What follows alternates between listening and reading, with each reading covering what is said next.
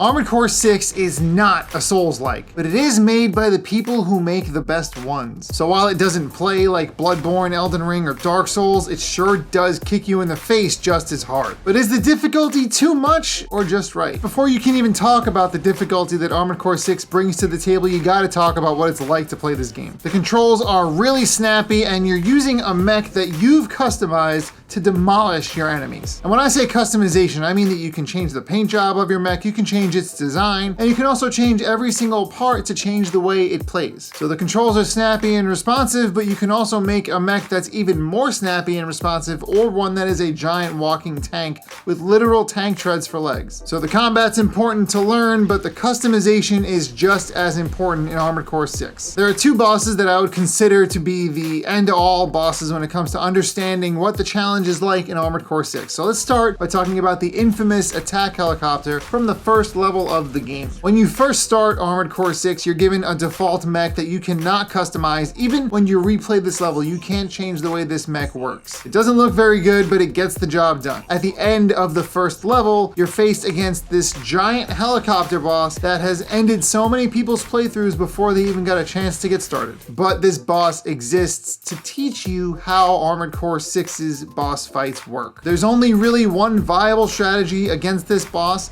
but it's the same kind of strategy at its core, and yes, I'm using the word core a lot throughout this video, that you can apply to every other boss fight in the game, at least most of them. It's a very early skill check in the game, and I won't lie, I was kind of surprised that the first boss was as hard as it was, but if you go back and fight that boss after you've learned things about the game, you'll quickly realize that it's not that bad. This is, of course, after you've decided to bang your head against this stupid attack helicopter enough times to beat it. So where the first boss teaches you about the core mechanics of Armored Core 6, the second big boss, which is at the end of chapter 1, teaches you that you really need to learn how to customize your mech in a way that's very effective. Not only does this boss have a ridiculous amount of weird attacks that you look at and you're like, how am I supposed to dodge that?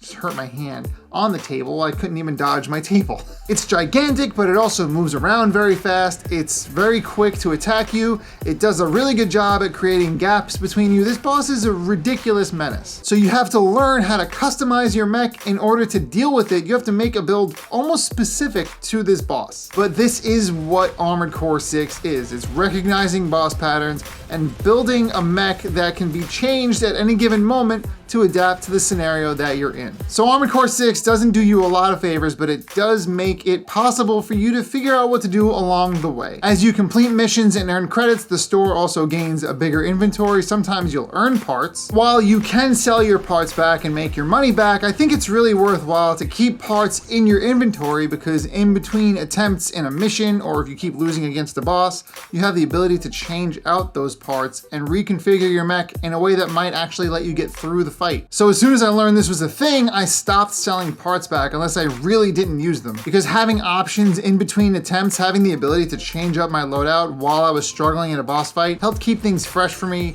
It helped me rule out ideas that I was having while the fight was going on, and it stopped me from getting into that mode where I'm just banging my head against the wall trying to beat this boss doing the same thing over and over again. It gave me a chance to experiment, and it made the game more fun. Because honestly, those two things, experimentation and fun, are what make Armored Core 6 worth playing. FromSoftware's games are kind of known to use a lot of your time, but you also won't have a bad time playing them. In Armored Core 6's case, you've got bite-sized missions that can go on for 5 minutes to 20 minutes, and that's what chapters are made up of. I had multiple play sessions that were just me playing a few missions and then calling it a night. I didn't want to get too deep, I didn't want to get into another boss fight. I just had fun flying around with my mech, blowing stuff up, and earning some credits. And this gave me room in between those big experiences to actually enjoy the game and enjoy the mech that I was playing around with. And after a while, you are going to realize that there is a certain build that works for bosses, and it's a little bit of a disappointment that the game has so many options, but it still sort of corners you into this one area that everybody's going to wind up doing, at least on their first playthrough. But this is also the kind of game that once you beat it, you can keep all of your gear and start over with all of the parts you get, and on your second playthrough, and I think even on your third one, you're still going to be earning new parts that are super powerful and make the game way more fun. It's always a good time when a game allows you to do a victory lap around it, because you'll play through it the first time,